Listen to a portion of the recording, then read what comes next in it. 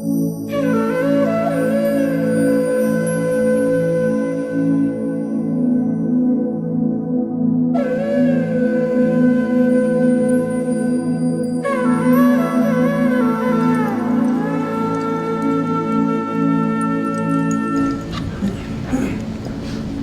साहब, mister John, यतीम जी, विजय, रोमा, मंजरी और तमाम लोग जिनका सबका मैं नाम तो नहीं ले रहा हूँ, लेकिन मैं शुक्रगुजार हूँ कि आपने मुझे यहाँ अपने बीच में आने का मौका दिया और कुछ गुफ्तगू, कुछ बातचीत का भी। बहुत समय नहीं है, इसलिए ज़्यादा भूमिका के बिना मैं सीधे अपनी बात ये कहूँगा आपसे। रामचरितमानस की बात जब होती है तो अक्सर नौजवानों के मन में ये बात आती है कि इससे हमें क्या मिलना है इस राम कथा से। और बात ये है ख्याल में रखने की कि हम जिंदगी से चाहते क्या है। मैं आज पूछ रहा था मंजरी से, अपनी वाइफ से, कि आखिर कोई हारना नहीं चाहता और कोई असफल नहीं होना चाहता।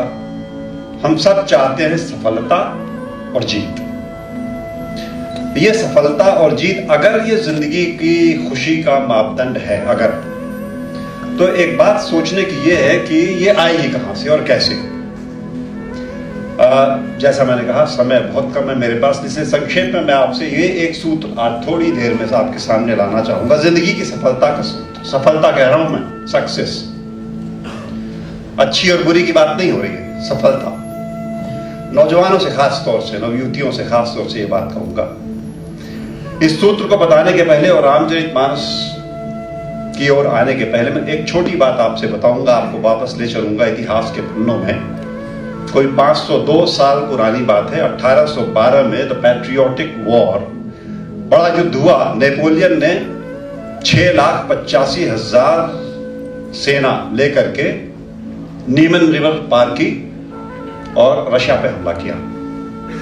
लंबी चली वो लड़ाई, 5 महीने, 2 हफ्ते और 6 दिन। और रशिया के पास कोई मैच नहीं था इस आर्मी का, वो फिर भी जीते। और जो उनका जनरल था, जो बाद में फील्ड मार्शल प्रिंस हो गया, मिखाइल कुतुजफ, जब वो वॉर प्लान हो रही थी तो उन्होंने क्या किया कि इनको आने दिया अंदर, ये सोच के आए थे नेपोलियन की थोड़े दिनों में जीत जाएंगे। वो हारते गए, लड़ते थे, हारते थे, अपने शहरों को आग लगाते थे और पीछे घुस जाते थे। यहां तक के नेपोलियन को अनचाहे मॉस्को तक जाना पड़ा। और जब वो मॉस्को पहुंचा तो उसके पास 1 लाख सैनिक बचे थे। बाकी या तो सर्दी में चले गए और या फिर भाग गए छोड़ के, या मारे गए, कुछ कैप्चर हो गए। 1 लाख बचे थे। 1 महीना कैप्चर करने के बाद मॉस्को को नेपोलियन के पास कोई ऑप्शन नहीं बचा, उसे वहां से छोड़ के भागना पड़ा। और वापसी के समय इस रशियन आर्मी ने चेज किया। जब वापस उन्होंने उसी नदी को पार किया यूरोप में घुसने के लिए, तो कोई कहता है 4,000, कोई कहता है 27,000 सिपाही बचे थे नेपोलियन के। नेपोलियन खत्म हुआ इस एक लड़ाई की वजह से। और जब ये लड़ाई प्लान हो रही थी तो जार अलेक्जेंडर I ने अपनी कैबिनेट के सामने पेश किया इन फील्ड मार्शल मिखाइल कुतुजफ को कि ये कर क्या रहे हो तुम, मॉस्को तक जलवा दिया, कर क्या रहे हो। और उसने एक बात उस समय कही थी जो बड़ी रेलेवेंट थी। उसने कहा कि there is nothing stronger than these two, इससे ज्यादा कोई ताकतवर नहीं है। किनसे? टाइम एंड पेशेंस, समय और धैर्य, इससे ज्यादा ताकत कहीं नहीं है। और यह संदेश अगर आपकी समझ में आए, थोड़ी देर को आसानी से नहीं आता। हम सब समझते हैं कि धैर्य ठीक है, जरूरी होगा, लेकिन सबसे जरूरी, मैं आपको अभी थोड़ी देर को ले चलूंगा रामचरितमानस में। युद्ध आरंभ हो गया है, भगवान श्री राम और रावण का युद्ध हो गया है आरंभ। और विभीषण पूछते हैं भगवान श्री राम से, आप कैसे लड़ेंगे ये लड़ाई? आपके पास कोई रथ नहीं, पैरों में जूता नहीं, कोई कवच नहीं। वो देखो आप, रावण रथ पे चढ़ा हुआ, दुनिया भर के अस्त्र शस्त्र और कवच लिए हुए, कैसे जीतेंगे? और जो भगवान राम का उत्तर है वो सारी दुनिया के लिए, हिंदुस्तान के लिए नहीं और हिंदुओं के लिए नहीं, ये सारी दुनिया के लिए विलक्षण संदेश है। विजय रथ का वर्णन करते हैं वो रामचरितमानस के पढ़ने और सुनने वाले जानेंगे विजय रथ है क्या, ये जिसपे हम जीत हासिल करते हैं वो रथ कैसा हो। वो कहते हैं, विभीषण पहले कहते हैं कि रावण रथी विरथ रघुवीरा, देख विभीषण भयउ अधीरा। रावण को रथ पे, भगवान राम को विरथ देख करके विभीषण अधीर हो गए। रावण रथी विरथ रघुवीरा, देख विभीषण भयउ अधीरा। अधिक प्रीति मन भा संदेहा, बंद चरण का सहित स्नेहा। वो पूछते हैं उनसे, नाथ न रथ न ही तन पद त्राना। न तो आपके पास रथ है, न जूता है, न कवच है। कहीं भी जितब वीर बलवाना, कैसे जीतेंगे आप इसको। और भगवान राम कहते हैं, सुनो सखा कह कृपा निधाना, जे ही जय होय सो स्यंदन वा। स्यंदन मतलब रथ। जे ही जय होय सो स्यंदन आना। वो रथ ही दूसरा है जिससे जीत मिलती है, जिस पे चढ़ के विजय हासिल होती है। और कैसा है वो रथ, मैं पूरा नहीं आपका समय लूंगा, सिर्फ उसके पहियों की बात करूंगा। सौरज धीरज ते ही रथ चाका। वो रथ जिसपे जिंदगी की सफलताएं आप अर्जित करते हो, उसके दो पहियों में एक में शौर्य है, वैलर है, और एक में है पेशेंस। अगर ये पेशेंस वाला पहिया छोटा हो गया तो आप ख्याल करो क्या होगा। अगर आपके रथ का एक पहिया छोटा और एक बड़ा हो तो गोल गोल घूमेगा, कहीं नहीं जाएगा। दोनों पहिए बराबर होने पड़ेंगे। पेशेंस उसी मात्रा में होनी पड़ेगी जिस मात्रा में आपके पास शौर्य है। और आज त्रासदी ये है हमारे समय की, ये सारे विश्व की त्रासदी ये है कि हमने शौर्य को आसमान में बैठा दिया और धैर्य को मिट्टी से भी अंदर डाल दिया। ऐसे नहीं काम चलेगा। आज के युवाओं को और मुझे, हमारी जनरेशन को, उसकी पहली जनरेशन को भी अगर संदेश देना हो भगवान राम और रामचरितमानस का, धैर्य। बिना धैर्य के आप कुछ जीवन में हासिल न कर पाओगे।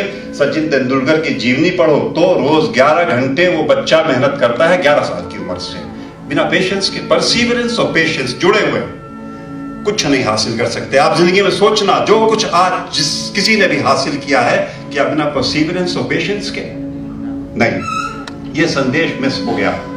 और मैं आपसे संक्षेप में ये बात कहने के बाद एक छोटी कहानी आपको सुना के बात खत्म करूंगा। ज्यादा समय मुझे दिया भी नहीं गया और मैं लेना भी नहीं चाहता, मुझे खुद सुनना है बड़ी अच्छी अच्छी बातें और बड़ा अच्छा संगीत। थोड़ी देर को व्यवधान के रूप में आपके बीच में आ गया हूं। एक छोटी सी कहानी सुनाऊंगा, खाली उस संदेश को पुख्ता करने के लिए। और उसके पहले एक संदेश ये आपको बताऊंगा, धर्मशास्त्रों में 10 लक्षण बताए गए हैं धर्म के। और पहला है धैर्य। धृति क्षमा दमो अस्तेयम शौचमिंद्रिय निग्रह। ये पहला लक्षण है धैर्य। उसके बिना कोई अगर कहता है कि वो धर्मात्मा है तो हो नहीं सकता। जो धैर्यवान नहीं है वो धर्मात्मा नहीं हो सकता। उसमें धर्म का लक्षण नहीं है, पहला लक्षण ही गायब हो गया। धैर्य बड़ा आवश्यक है। और जो कहानी में आपसे कह रहा था, शहर के एक विद्वान, बड़े जानकार सबको सलाह देते और खुद अपनी समस्याओं को निपटा नहीं पा रहे थे। अक्सर ऐसा होता है कि बड़े बड़े वो लोग जो सबकी समस्याएं निपटाते हैं, अपनी समस्याएं नहीं निपटती उनसे, क्योंकि समस्याएं किसी विद्वत्ता से नहीं निपटती। वो गुण अलग हैं जिनसे कि आप समस्याओं से जूझ पाते हो, उनके पार जाते हो, उन चैलेंजेस को फेस कर सकते हो आप। वो विद्वान, उनसे कोई समस्या नहीं निपटती थी और जाहिर हुआ कि फिर वो अंत में बेहाल हो गए। किसी ने कहा कि देखो उस फला गांव में आप चले जाओ, वहां एक फकीर रहता है झोपड़ी में, शायद तुम्हारी समस्या निपटा दे। बड़ी हेठी हुई इनकी ये सोच करके कि वो फकीर के पास गांव में मैं क्यों जाऊंगा। लेकिन चले गए। अंत में मुसीबतन जब कुछ नहीं निपटा तो चले गए। पैदल, पुराने जमाने की बात, पैदल का रास्ता धूल फांकते पहुंच गए। और जब वो फकीर के पास पहुंचे तो फकीर शाम के समय निकल रहा था। एक बाल्टी उसने उठाई इनको देख के और एक रस्सी और चल दिया। कहाँ जा रहे हैं आप, जरा मुझे आपसे क्या बात करनी है। बात ये करनी है कि मेरी समस्याएं। बोले तो आ जाओ पीछे पीछे, तुम, मैं कुएं में पानी भरूंगा, तुम देखना, क्या पता तुम्हारी समस्याएं निपट जाएं। ये विद्वान को लगा पागल आदमी मालूम पड़ता है, ये तो सुने ही नहीं इसने की समस्या क्या है, और कह रहा है कि मैं पानी भरूंगा, तुम देखना समस्या निपट जाएगी।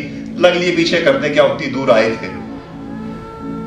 रास्ते में फकीर ने कहा एक बात और, जब मैं पानी भर रहा होऊंगा उस समय बोलना मत कुछ, एक लफ्ज और बात खत्म। मुझे क्या बोलना, तुम भरो पानी। लेकिन जब वहां बैठ करके उस फकीर ने पानी भरना शुरू किया तब उनकी आंखें खुली, क्योंकि बाल्टी में ये बड़ा छेद, छोटा नहीं बड़ा छेद। रस्सी बांधी फकीर ने, उसमें डाला, हिलाया डुलाया, आवाज के साथ वापस गिरते हुए पानी की आवाज, खड़खड़ाहट, बाकी खाली बाल्टी बाहर। एक बार और दो बार, और जब तीसरी बार फिर उसने बाल्टी डाला तो अब नहीं रहते बना उस इंसान से। उसने कहा बहुत हो गया, ये तमाशा कब तक देखूंगा मैं, ये फूटी बाल्टी में आप जो पानी भर रहे हो, नहीं नहीं ये ऐसे नहीं चलेगा। फकीर ने कहा वापस खोलो, तुमसे कहा था तुम बोलोगे नहीं, एक लफ्ज तुम बोल दिए, वापस खोलो, अब हमारा तुम्हारा कुछ नहीं, मैं ही तुमसे क्या बात करूंगा, इस लायक नहीं हो तुम, और चल दिया, हो गया।